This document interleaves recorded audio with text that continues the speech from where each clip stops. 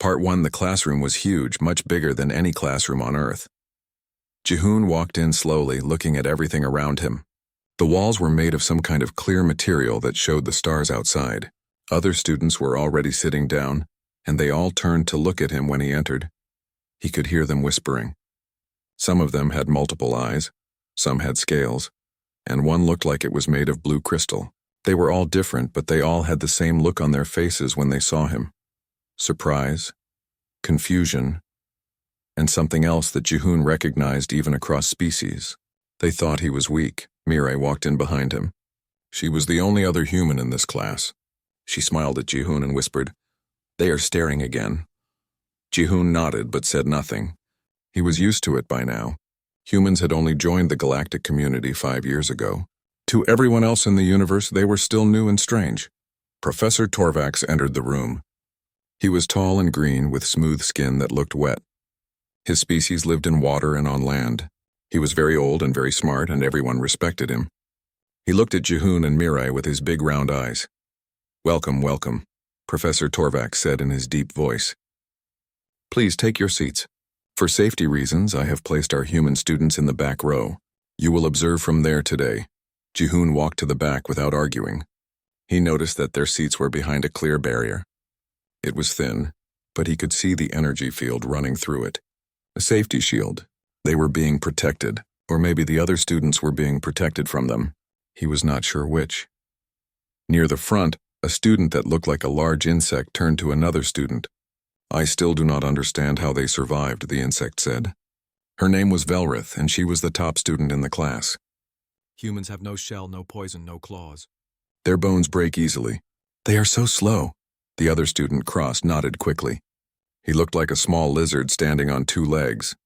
His species had evolved from animals that were hunted by bigger animals. "I heard their planet is rated as a Class 7 death world. How did they not go extinct?" Mirai heard them and her face went red. She started to say something, but Jihoon put his hand on her arm. "Let it go," he said quietly. "They do not know any better."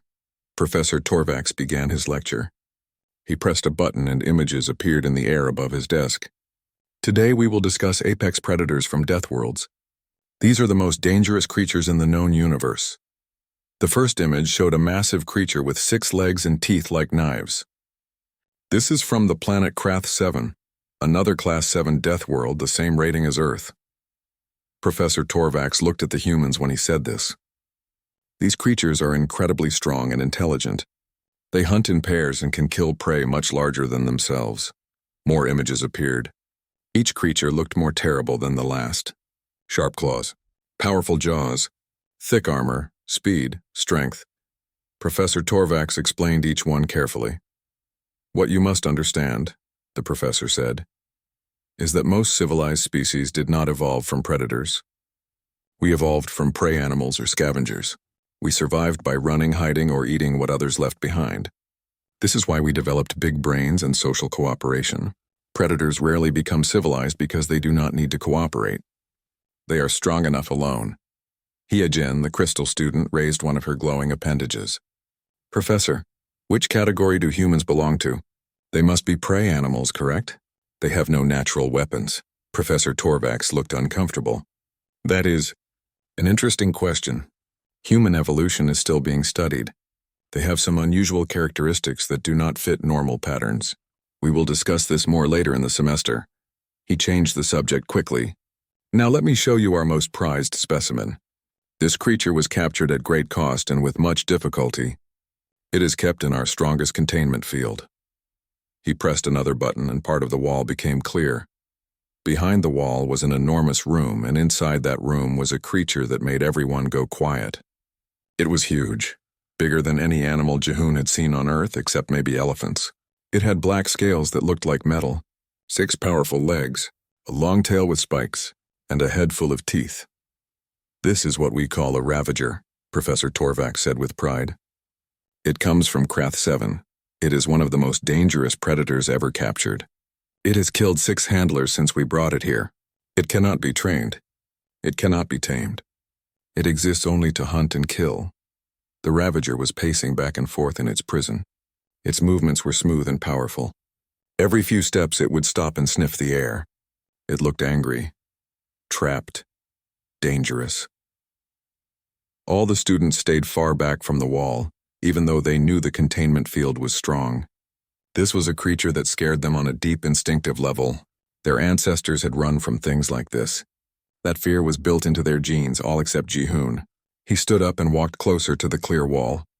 He moved slowly, calmly. Other students noticed and whispered nervously. What was the human doing? The Ravager stopped pacing. Its head turned toward Ji-hoon. For a long moment, human and predator stared at each other through the wall. Ji-hoon did not look away. He did not look scared. He just looked interested. The Ravager tilted its massive head like a dog trying to understand something. Its eyes were intelligent. Very intelligent. It took a step toward the wall. Then another. It was not moving like it wanted to attack. It was moving like it was curious. Ji-hoon, please step back, Professor Torvax said nervously. Even behind the barrier, it is not wise to get too close. Ji-hoon took one step back, but he kept his eyes on the Ravager. The creature watched him move. Its tail stopped swishing. Its body relaxed just a little bit. Then it turned away and went back to pacing. But something had changed. The Ravager was not pacing randomly anymore. Every few circles, it would walk past the spot where Ji-hoon had stood. It would pause there, sniff, then continue. That was strange, Mireille whispered when Ji-hoon sat back down. Did you see how it looked at you? Yes, Ji-hoon said quietly. It recognized something. Recognized what? Ji-hoon did not answer. He was not sure he could explain it in a way that would make sense. He had grown up on a farm on Earth. He had worked with animals his whole life. Dogs, horses, even wild animals that wandered onto their property. He knew how to read them, how to move around them, how to show them you were not a threat, but also not prey. The Ravager had looked at him the same way his old dog used to look at strangers, cautious, curious, testing, trying to figure out what kind of creature this was. Professor Torvax continued his lecture, but Ji-hoon barely listened. He kept thinking about the Ravager, about the way it moved, the intelligence in its eyes, the way it had tilted its head. When class ended, Velrith approached Professor Torvax. Ji-hoon could hear her clearly. Professor, I wish to file a formal request. The human students should not be allowed in practical examinations. They are too fragile. If something goes wrong, they could be killed easily. It is not safe for them. And it is not fair to the rest of us to worry about their safety. Professor Torvax nodded slowly. I will consider your request, Velrith. You make valid points. Human biology is very different from ours. Mireille looked angry as they left the classroom. Can you believe that? They want to kick us out because we might get hurt. Like we are children who need protection. Ji-hoon shrugged. They are not wrong. We are more fragile than most of them. Our bones do break easier. But that is not the point, Mireille said. We are not weak. We are just different. I know, Ji-hoon said. But they do not know that yet. They look at us and see prey animals. Weak things. They do not understand what humans really are. And what are we exactly? Mireille asked. Ji-hoon smiled slightly. We are the things that persistence hunted mammoths to extinction. We are the species that looked at wolves and said, let us be friends. We are the creatures that took over an entire planet, not because we were the strongest or the fastest, but because we were too stubborn to give up and too social to face anything alone. He looked back toward the xenobiology lab. They will understand eventually. They just need to see it for themselves. Mireille followed his gaze. You think something is going to happen, do not you? I think, Ji-hoon said carefully, that the universe has a way of teaching lessons when we need them. And I think everyone in that classroom needs to learn that appearances can be very, very wrong. They walked away together, not knowing that in 3 days everything would change. That the lesson Ji-hoon spoke of would come in the most terrifying way possible, and that by the end of it, no one would ever look at humans the same way again. 3 days later, Ji-hoon sat in the same classroom. Today was their practical examination. They would observe different creatures and write reports about their behavior. It should have been a normal, safe class day, but Ji-hoon noticed something wrong as soon as he arrived. The lights were flickering. Just a little bit, barely enough to see, but it was there. And there was a smell in the air, burning like when electrical wires got too hot. Do you smell that? He asked Mireille quietly. She sniffed. Yes, something is burning. Should we tell someone? The professor is already here. He knows, Jihoon said, but he noticed that Professor Torvax looked worried. The professor kept checking his communication device and looking at the ceiling. Attention, students, Professor Torvax said. We are experiencing some technical difficulties with the station power systems. There is nothing to worry about. The containment fields have backup power. We will proceed with today's examination as planned. But his voice did not sound sure. Jihoon watched the other students. They believed the professor. They were not worried. But Jihoon had learned to trust his instincts. Something felt wrong. He quietly moved his chair closer to the emergency exit. Mirai gave him a strange look but did not say anything. The class began. They started with smaller creatures. A bird-like animal from a low-gravity world. A swimming creature with beautiful colors. Everything seemed normal. The lights flickered again, but only for a second. Then the power went out completely. The room went dark. Students gasped. For 3 long seconds, there was only blackness and the sound of breathing. Then the emergency lights came on, washing everything in red light. Alarms started blaring, loud, urgent alarms that made everyone jump. Professor Torvax grabbed his device. His face went pale, well, paler than normal. His skin turned from green to almost white. Everyone remained calm, he said, but his voice was shaking. There has been a containment breach. The Ravager has escaped. Chaos. That was the only word for what happened next. Students started screaming. Velrith jumped to her feet, her insect body making clicking sounds of distress. Cross went completely still, frozen in terror. Heejin's crystal body started flashing red, her species' version of panic. Calm. Stay calm, Professor Torvax shouted. We have protocols for this. Security is on the way. We will evacuate in an orderly manner. Velrith tried to take control. She was good at that, organizing, planning. Everyone line up by the door. Fastest movers in the back, slowest in the front. That way no one gets left behind. She pointed at Jihoon and Mirai. Humans first. You are the slowest and weakest. If something happens, your deaths would create diplomatic problems. It was not meant to be kind. She was just being logical. But Jihoon did not argue. He and Mirai joined the group near the door. Students pushed and crowded, trying to stay together. Fear made them clumsy. Professor Torvax opened the door carefully. The hallway outside was empty. More red emergency lights. The alarm was quieter out here, but they could hear something else. A sound that made everyone freeze, scraping, metal on metal, the sound of claws on the steel floor. And it was getting closer. Move now, quickly but quietly, Professor Torvax whispered. They started moving down the hallway away from the sound. But hallways and space stations were long and straight. There were not many places to hide. Jihoon kept looking back. His heart was beating fast, but his mind was clear. That was something humans were good at. Functioning under pressure, thinking while afraid. His ancestors had hunted dangerous animals. They had faced predators and survived. That ability was in his blood. The scraping sound stopped.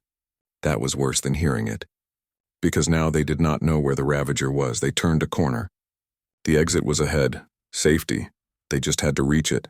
Students started moving faster, abandoning the orderly line. Everyone wanted to be first now. Then the Ravager appeared. It came around the corner ahead of them, cutting off their escape. In the narrow hallway, it looked even bigger than it had in the cage. Its scales were black and shiny under the red lights. Its eyes glowed. Its mouth was full of teeth. The students panicked completely. All order disappeared. Velrith's careful plan fell apart. Everyone ran in different directions. Cross could not move at all. His body just locked up. His species' response to predators was to freeze and hope not to be seen.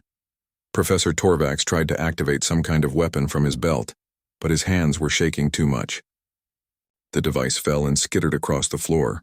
The Ravager lowered its head. Its body tensed. Every student recognized that posture. It was about to attack, about to kill. Several students closed their eyes. They could not watch. They knew what would happen next. The humans would die first. They were the weakest, the slowest, the easiest prey. It was simple biology. But when they opened their eyes, they saw something impossible. Jihoon had not run.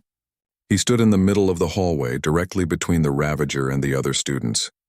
He was not frozen in fear like Cross. He was not trying to run. He just stood there completely still. The Ravager charged. It was fast, so fast. Its 6 legs pounded the floor. Its claws sparked on the metal.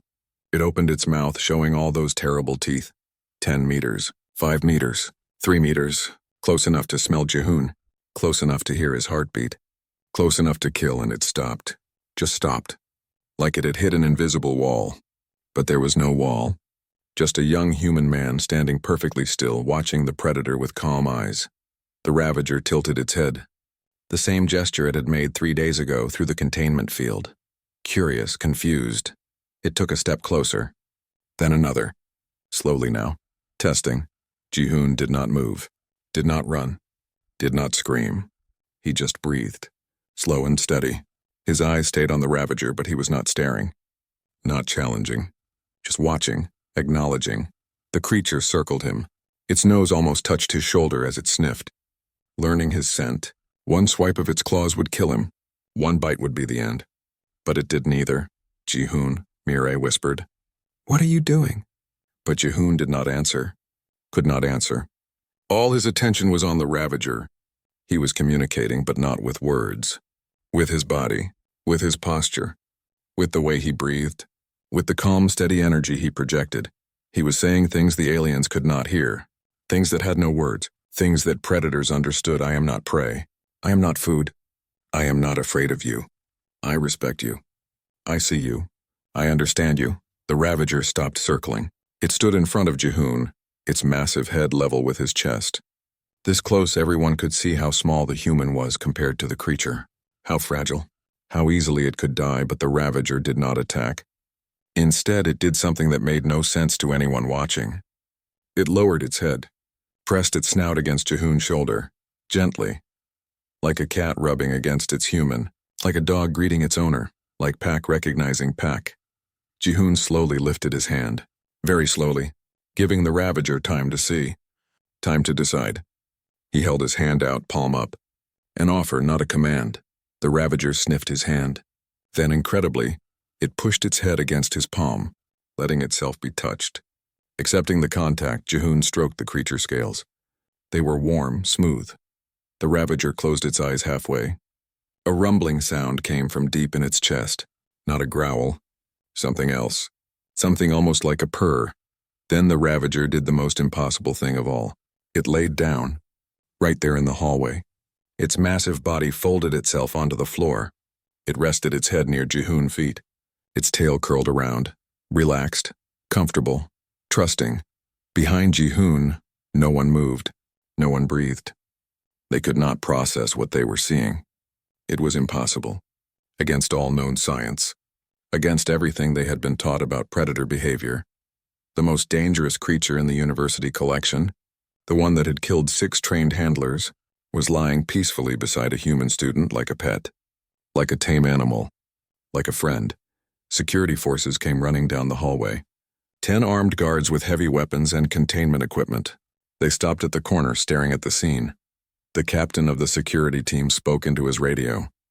"Command, we have reached the location of the Ravager. But you are not going to believe this.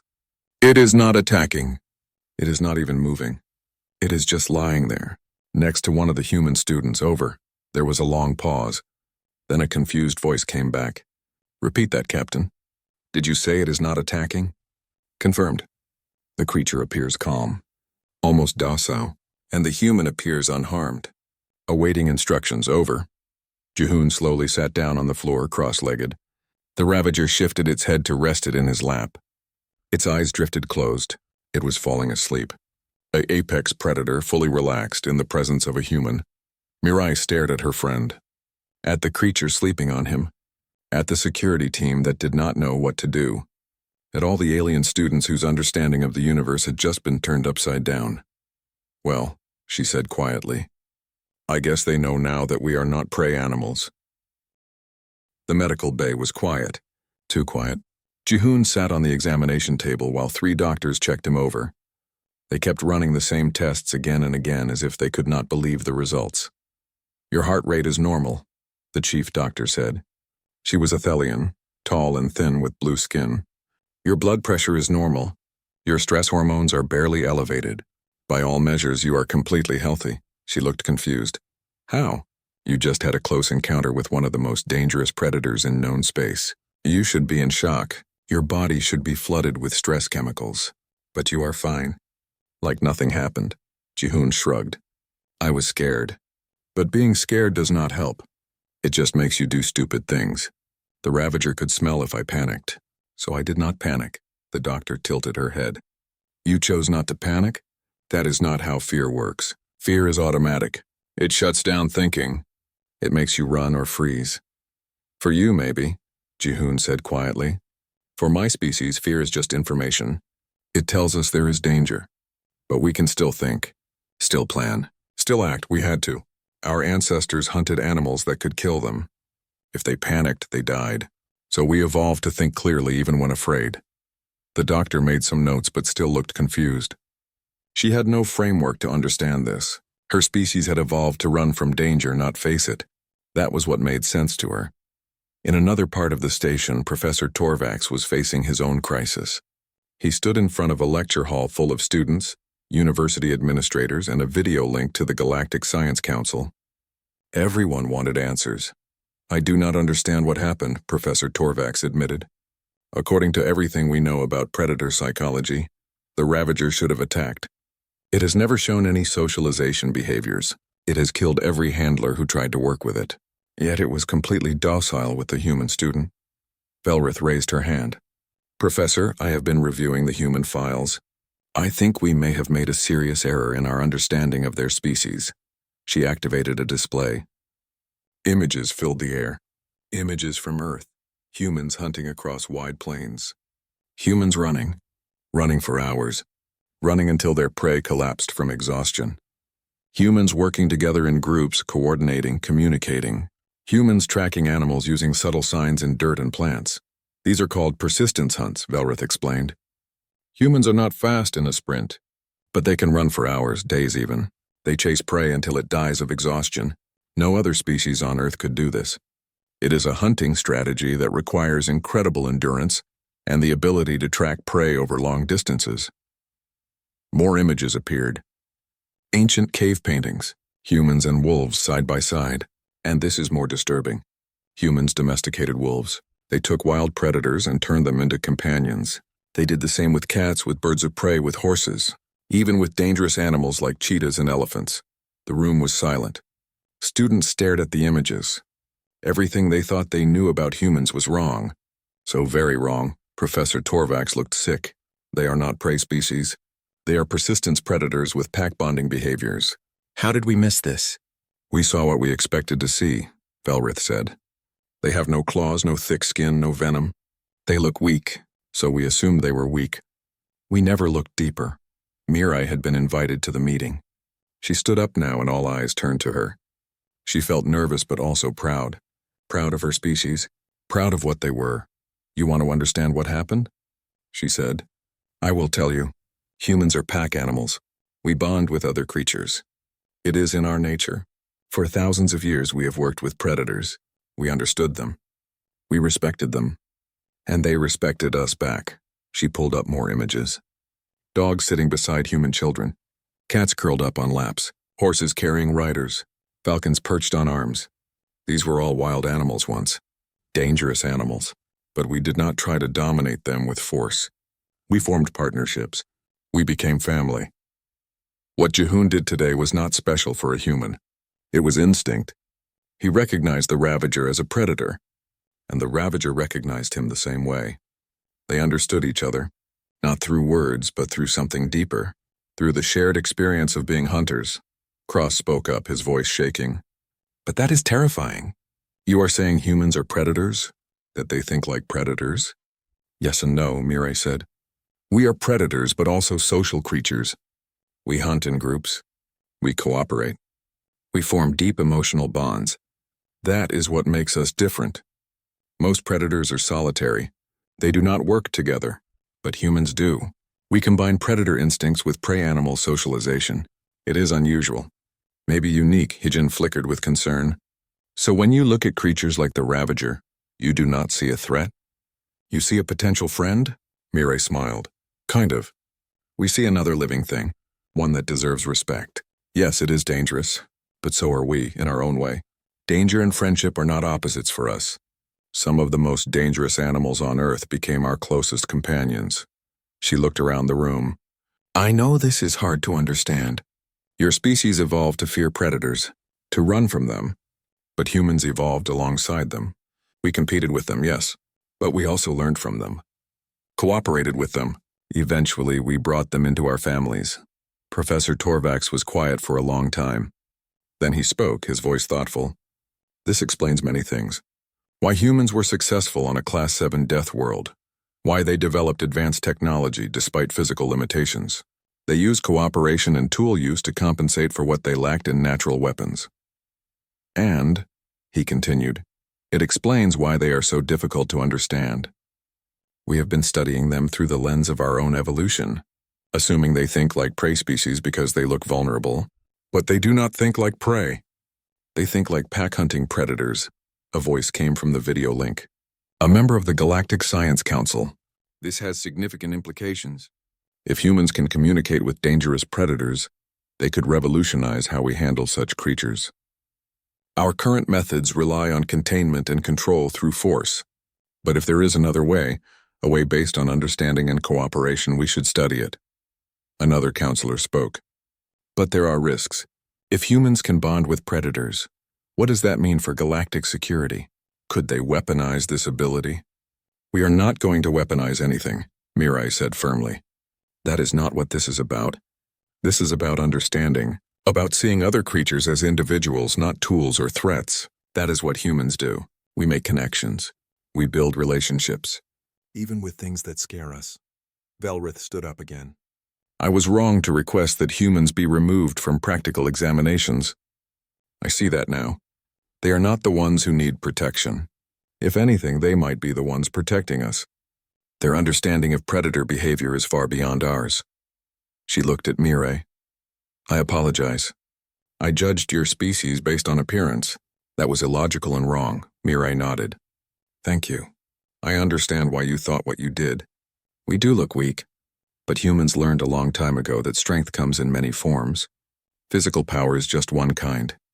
There is also mental strength, emotional strength, the strength to face fear and not let it control you. Professor Torvax made a decision. I am going to propose a new program, a research initiative to study human-predator interaction methods. We have been trying to manage dangerous creatures using force and technology, but humans developed different methods over thousands of years, methods based on respect and partnership. We should learn from them. He looked at Mirai. Would you and Jihoon be willing to help? To teach us? We would be honored, Mirai said. But you have to understand something. This is not a trick or a technique. It is a way of thinking, a way of seeing other creatures. You have to stop thinking of them as threats to control. Start thinking of them as individuals to understand. That is the first step. The meeting continued for another hour. Plans were made. Programs were proposed. But the real change was deeper, invisible. Everyone in that room would never look at humans the same way again. Later, Jihoon was finally released from medical. He found Mirai waiting for him outside. How was the meeting? He asked. Interesting, she said. They finally understand what we are. Well, starting to understand. It will take time. They are scared, Jihoon said. Yes, a little. They see us as predators now. That is frightening for prey species, Jihoon nodded. We need to show them that predators are not always dangerous. Not to those they accept. The Ravager could have killed me easily, but it chose not to, because it recognized me as pack, as family.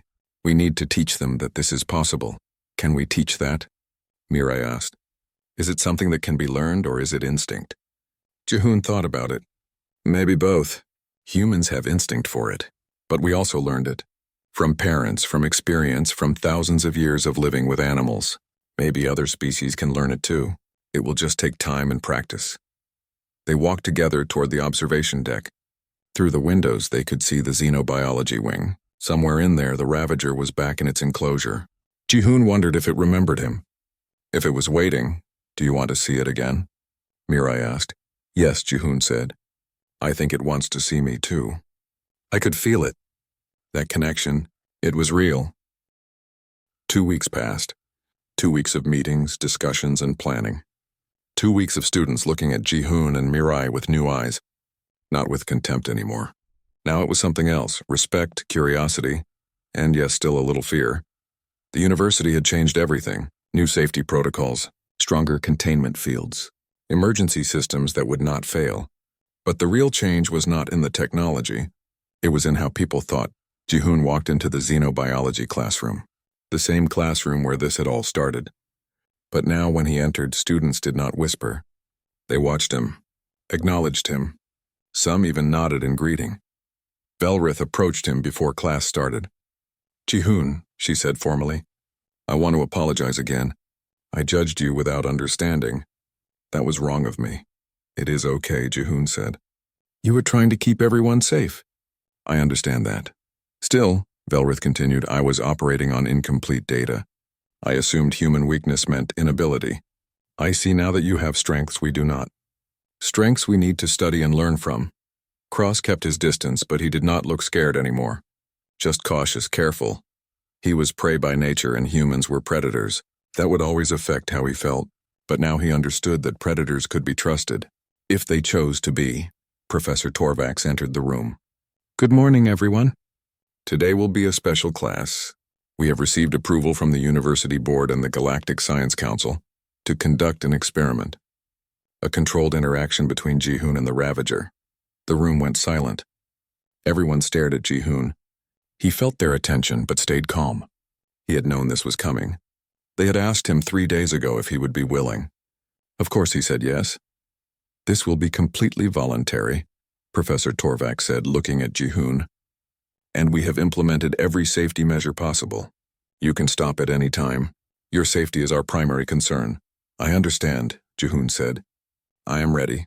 They walked to the containment wing. The whole class came, along with university officials, security personnel, and scientists from 3 different species. Everyone wanted to see this. To understand it, the Ravager enclosure had been modified. Now there was an observation room with reinforced walls and emergency extraction systems. Cameras everywhere, medical staff standing by. Nothing would be left to chance. Ji-hoon stood at the entrance to the enclosure. Through the clear barrier, he could see the Ravager. The creature was pacing as it always did, back and forth, restless, confined. But when it saw Ji-hoon, it stopped. The Ravager head lifted. Its whole body changed, alert, interested. It moved toward the barrier, not in an aggressive way.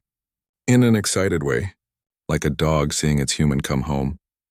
"It remembers you," Mireille whispered from the observation room. Everyone could hear her through the speakers. "Look at its body language. It is happy to see you. All personnel be ready," the security chief said. "On my mark, we will open the enclosure door. Ji-hoon, you may enter when ready. Move slowly. If the creature shows any signs of aggression, we will activate the emergency barriers immediately." Ji-hoon nodded. He took a deep breath. Not from fear, just centering himself, becoming calm, present. The door opened with a soft hiss. The Ravager did not charge, did not attack. It waited, watching. Its tail swished once. Anticipation. Ji-hoon stepped inside. The door closed behind him. Now it was just him and the creature. No barriers, no protection, just trust. "Hello again," Ji-hoon said softly, not expecting the Ravager to understand words. But tone mattered. Calm, friendly, welcoming. The Ravager approached, slowly at first, then faster. It covered the distance in seconds. Everyone in the observation room tensed. Hands went to emergency controls, but the Ravager did not attack. It pressed its massive head against Ji-hoon's chest, nearly knocking him over. That rumbling sound came from its chest again. The purr, the sound of contentment. Ji-hoon laughed, an honest, happy laugh. He put his hands on the creature scales and stroked them. "I missed you too," he said. In the observation room, scientists were recording everything.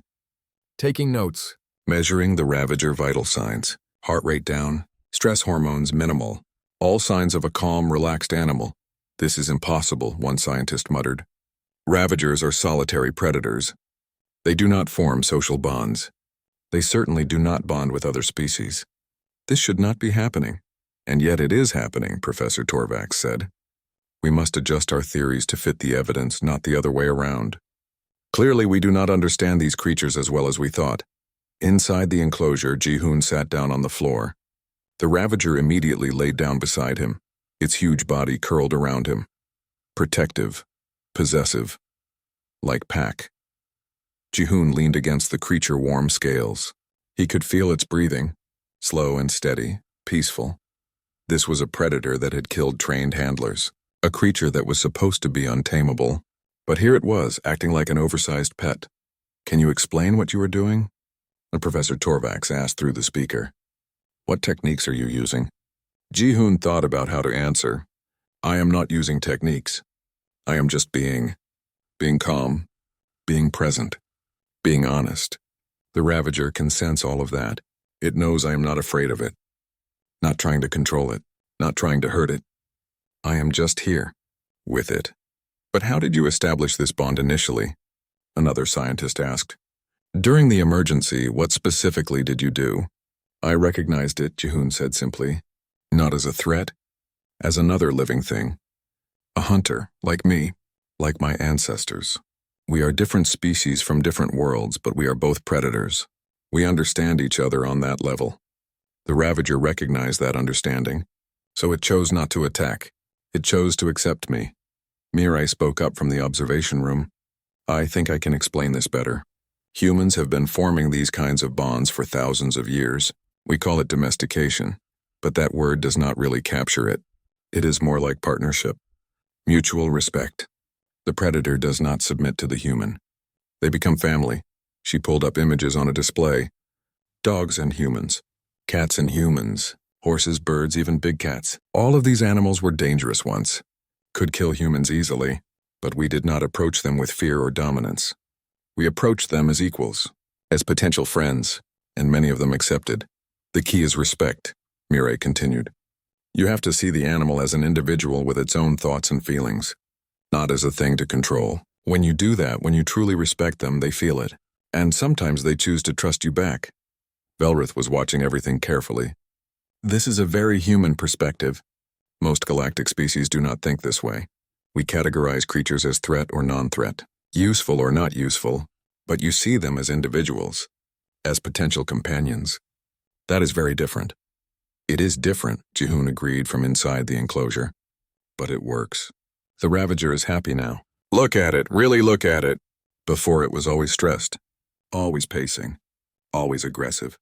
That was not its nature. That was because it was alone, confined, no pack, no family. Now it has that. It has me, and it is content. The observation continued for 2 hours. Jihoon sat with the Ravager, sometimes talking, sometimes silent. He walked around the enclosure, and the creature followed him like a giant shadow. When he sat, it laid beside him. When he stood, it stood, always close, always attentive. Finally, it was time to leave. Jihoon stood up and walked toward the door. The Ravager followed, making a low sound. Not aggressive, sad. It did not want him to go. "I will come back," Jihoon promised. "Tomorrow. Every day. I will not abandon you." He reached up and touched the creature head one more time. Then he left. The Ravager watched him go. It did not pace, did not rage. It simply laid down near the door and waited, waiting for its packmate to return. Outside, Professor Torvax was already making plans. "We need to completely revise our approach to dangerous species. What we witnessed today changes everything. If humans can form these bonds, we need to study how, learn from them, maybe apply these principles to other creatures. But not all species will have this ability," Velrith pointed out. "Humans evolved for this. Their history prepared them. We cannot simply copy what they do." "No," Mirai said. "But you can learn the principles, the respect, the patience, the willingness to see animals as individuals. Those are not just human traits. Those are choices anyone can make. It will be harder for you because your instincts work differently. But it is possible." Jihoon looked back at the enclosure. The Ravager was still visible through the observation window. Still waiting. "I should come every day," he said. "Not just for science. Because it needs this connection, family, all social creatures need that. And despite what everyone thought, Ravagers are social. They were just never given the chance to show it." Professor Torvax nodded. "I will arrange it. This can be a research project. Studying interspecies bonding and communication. You will have full access to the enclosure and whatever resources you need." Cross finally spoke up. He had been quiet the whole time, just watching. I am still afraid, he admitted. Watching you with that creature, I feel fear. My instincts scream danger, but I also see something beautiful, something I do not fully understand. You are teaching us that fear does not have to be the end of the story, that we can move past it to something better. Ji-hoon smiled at him. That is very wise, Cross. 6 months had passed since that first day. 6 months of daily visits. 6 months of building trust. 6 months of teaching and learning. The university was different now. The whole galaxy was watching what happened at Galactic University Station Kepler 7. Ji-hoon walked down the hallway toward the containment wing. This was his routine now. Every morning, before classes, he spent 2 hours with the Ravager. The creature waited for him. Always. As soon as it heard his footsteps, it would move to the door, ready to greet him. Today was special, though. Today other students would join him. Velrith had asked to observe up close. So had 3 other students from different species. They wanted to understand, to learn, to see if they could do what Ji-hoon did. Mireille was already in the observation room when Ji-hoon arrived. She smiled at him. Big day. Are you nervous? A little, Ji-hoon admitted. The Ravager trusts me, but it has never been around other people when I am there. I do not know how it will react. It will follow your lead, Mireille said confidently. That is what pack animals do. If you are calm and accepting, it will be too. Velrith entered the room, followed by the other students. She looked determined but also scared. Her species did not naturally deal with predators well. This was hard for her. But she was trying. That meant something. Thank you for allowing this, Velrith said to Ji-hoon. I know we are asking a lot, putting ourselves in potential danger, but we need to learn, not just intellectually. We need to experience it. I understand, Ji-hoon said, but you must follow my instructions exactly. The Ravager is gentle with me, but that is because we have a bond. With you, it might be different at first. We have to go slow. Let it get used to your presence. They entered the enclosure together. Ji-hoon first, then the others staying close behind him. The Ravager was waiting as always. When it saw Ji-hoon, its whole body relaxed. Happy. Home. But then it noticed the others. Its body tensed again. Alert. Cautious, not aggressive, but definitely wary. Its eyes moved from one student to another, assessing, deciding if they were threats. Ji-hoon moved slowly toward the Ravager. He put his hand on its head, stroking gently. It is okay, he said softly. They are friends, Pack, they are safe, the Ravager rumbled. Not a purr, something more questioning. It looked at Ji-hoon, then at the students, then back at Ji-hoon, asking, Are you sure? I'm sure, Ji-hoon said. He looked at the students. Stay still. Let it come to you. Do not reach out. Do not make sudden movements. Just be calm. Show it you are not a threat. The Ravager moved toward Velrith first. She was the closest. She went very still, every instinct screaming at her to run, but she trusted Ji-hoon. She stayed, the creature sniffed her. Long, deep breaths, learning her scent. Velrith's body was rigid with fear. The Ravager could sense that fear. It made a soft sound, almost like a question. Breathe, Ji-hoon said quietly to Velrith. Just breathe. It will not hurt you. It is just curious. Velrith forced herself to take slow breaths. In and out. The Ravager watched her.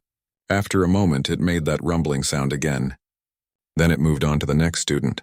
One by one, the Ravager inspected each student, learning them, deciding about them. It was clear that it was following Ji-hoon's judgment. If Ji-hoon said they were safe, then they were safe. That was pack trust. After the inspection, the Ravager returned to Ji-hoon. It laid down beside him but kept its eyes on the other students, protective, watching over its packmate. You can sit now, Ji-hoon said to the students. Slowly. Move like you have all the time in the world. Fast movements make it nervous. They sat down on the floor, about 3 meters away from Ji-hoon and the Ravager. Close enough to observe, far enough to be safe. For an hour they just sat there, watching, learning, seeing how Ji-hoon interacted with the creature, how he touched it, how he talked to it, how he moved around it. It is not like controlling an animal, Ji-hoon explained. It is more like being friends with it. I do not tell it what to do. We just exist together. I respect its space. It respects mine. Sometimes I want to sit and it lays beside me. Sometimes it wants to walk and I walk with it. It is partnership. Velrith watched carefully. She was taking mental notes, analyzing everything. But what about when you needed to do something specific? For safety or for practical reasons? Then I ask, Jihoon said simply. Not with words, obviously, but with body language. With intention. And usually it cooperates. Not because it has to, because it wants to. Because we are pack, he demonstrated. He stood up and walked toward the far side of the enclosure. The Ravager watched him but did not move. Jihoon turned back and made a small gesture. Come. The creature stood and walked to him. When it reached him, he praised it with touch and voice. See? It came because I asked and because it trusts me, not because I forced it or because it was afraid of punishment. This is what true domestication looks like. Mutual choice. Mutual respect. Later, in Professor Torvak's office, the research team gathered to discuss the session. The professor was excited. The data we are collecting is revolutionary. We have documented clear evidence of cross-species bonding between a predator and non-prey species. This challenges fundamental assumptions about animal behavior. But can it be replicated? One scientist asked. Is this unique to humans and the Ravager? Or can other species learn these techniques? That is what we need to discover, Professor Torvak said. He looked at Jihoon. Do you think Velrith or the others could eventually form their own bond with the Ravager? Jihoon thought about it. Maybe, but it will take a long time. They have to overcome their instincts. For humans, being around predators is natural. We did it for thousands of years. For them, every instinct says run. They can learn to ignore those instincts, but it is much harder. But not impossible, Mireille added. We have seen prey animals on Earth overcome their fear of predators when domestication happened. Horses learned to trust humans. Sheep learned to trust dogs. It took generations, but it happened. Maybe it can happen here too. Just faster because we can teach the principles consciously. Velrith spoke up. I want to try. Today, being in that enclosure, I was terrified, but I also felt something else, awe, wonder. That creature is magnificent. And seeing it trust Jihoon, seeing that bond, I want to understand it. Maybe even experience it myself. Professor Torvak smiled. Then we will make that part of our research. A long-term study of interspecies bonding, with Jihoon as our primary researcher and teacher. This could change how we approach dangerous species throughout the galaxy. News of the research spread. Other universities requested information. Zoos and wildlife reserves wanted to learn these techniques. The Galactic Council formed a committee to study the implications.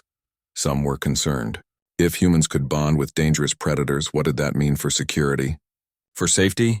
What if this ability was misused? But most saw the potential. For conservation. For understanding. For creating a galaxy where different species could coexist peacefully. Where fear did not have to define relationships. 3 months later, Jihoon stood in front of a full auditorium. Scientists from across the galaxy had gathered to hear him speak. He felt nervous. Speaking in front of crowds was not his strength. But this message was important. I am not special, he began. I am just a human doing what humans have always done. Seeing other creatures as individuals. Respecting them. Trusting them. And being willing to be trusted in return. The Ravager is not tame. It is still a predator. Still dangerous. But it chooses not to be dangerous to me. To my friends. To those it accepts as pack. That is the key, choice. We do not force animals to obey us. We invite them to be part of our lives. And many of them accept that invitation. He showed images from Earth. Dogs curled up with babies. Cats protecting their humans. Horses carrying riders through danger. Dolphins saving swimmers. Stories of trust and partnership between species. This is what humans bring to the galaxy, Jihoon said. Not superior technology. Not physical strength, but this, the ability to see past fear, to build bridges between species that seem impossible, to find family in the most unexpected places. And it is not just for humans. Anyone can learn this. It is harder for some species than others, yes. Your evolutionary history matters, but it is possible. We have already seen it. Velrith has been working with the Ravager for 2 months now. She can enter the enclosure. She can sit near it. The creature accepts her presence. That is progress. The audience was silent, absorbing his words. Then someone asked, what if we do not want to bond with predators? What if we prefer to stay safe behind barriers? Jihoon nodded. That is okay too. Not everyone needs to do this. Safety is important. Caution is wise. But I hope that even those who choose to keep their distance will see these creatures differently, not as mindless killing machines, but as intelligent beings capable of emotion, trust, and loyalty. That alone would be progress. If we can move from fear to understanding, from hatred to respect, then maybe, slowly, we can build a galaxy where all creatures are valued, where we do not have to choose between safety and compassion, where we can have both. After the speech, Ji-hoon returned to his quarters. He was tired but satisfied. The message was out there now. People were listening. Things were changing. Mirai found him on the observation deck looking at the stars. "Good speech," she said, joining him.